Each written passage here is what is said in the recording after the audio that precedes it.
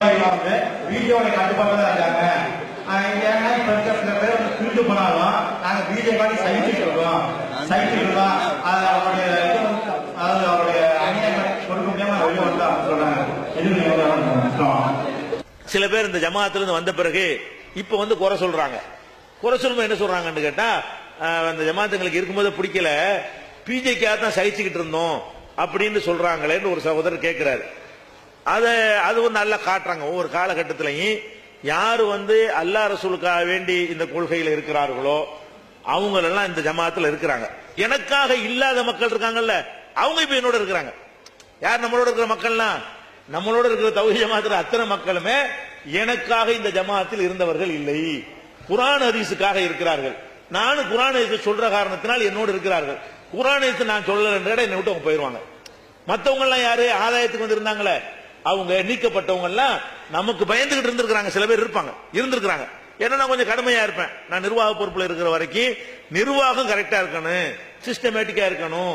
10 மணிக்கு ஆபீஸ்னா 9:45 போய் உட்காரணும். மசூரா 10 மணிக்குன்னா 10:01 கதவை பூட்டிடுவோம், வெளியேற்றுவோம் யாரா இருந்தாலும். இப்படிலாம் ஒரு ஸ்ட்ரிக்டா இருக்கிற காரணத்தினால சில பேருக்கு பிடிக்காம இருந்திருக்கிறாங்க. விளங்குது.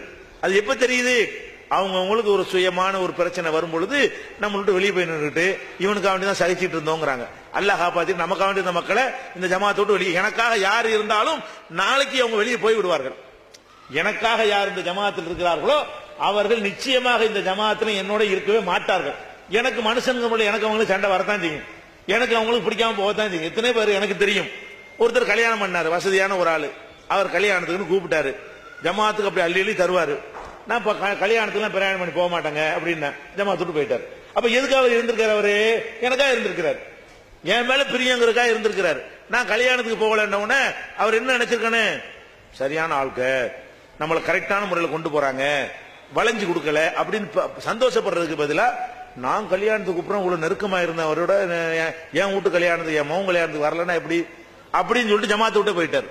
இப்படி எல்லாம் இருக்கிறார்கள். அதனால இந்த ஜமாத்தை பொறுத்த வரைக்கும் ஆளுக்காக இருப்பவர்கள் 1-2 பேர் மிஞ்சி இருப்பார்களே, ஆனால் இன்ஷா அல்லாஹ் அவங்களும் சீக்கிரம் போயிருவாங்க.